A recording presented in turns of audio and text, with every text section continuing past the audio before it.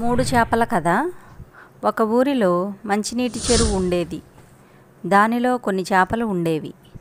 వాటిలో 3 చేపలు చాలా స్నేహంగా ఉండేవి. అవి సుమతి, కాలమతి, మందమతి. అవి పేరుకు తగినట్లు వాటి ఆలోచనలు కూడా అలాగే ఉండేవి.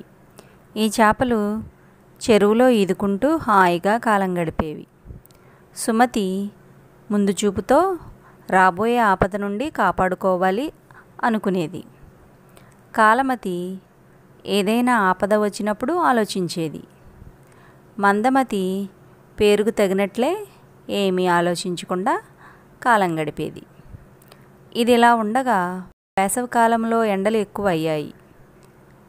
ఎండల తీవ్రతకు చెరువులోని నీరు మొత్తం ఆవిరవుతున్నాయి. రాబోయే విపత్కర పరిస్థితులను ముందుగా పసిగట్టిన సుమతి తన మిత్రులైన కాలమతి, మందమతి వద్దకు వెళ్ళి, మిత్రులారా, ఈసారి ఎండలు చాలా ఎక్కువగా ఉన్నాయి.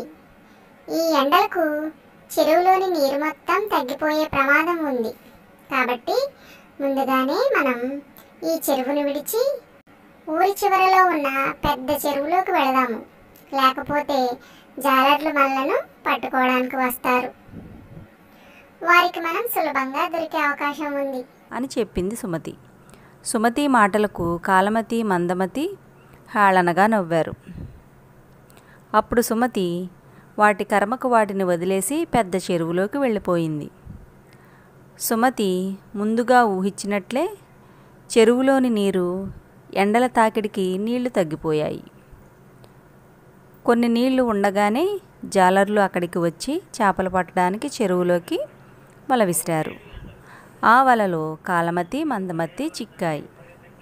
కాలమతి ప్రమాదాన్ని పసిగట్టి చచ్చినట్లు కదలకుండా ఉంది. జాలరి కాలమతిని చూచి, ఈ చచ్చిన చేప నాకెందుకు అని చెరువులోకి విసిరాడు. బతుకు జీవుడా అనుకుంది కాలమతి. మందమతి మాత్రం ఏమీ ఆలోచించకుండా అక్కడనే ఉంది. ఆ చేపలు ఇంటికి తీసుకుపోయి కూర వండుకు తిన్నాడు జాలరి.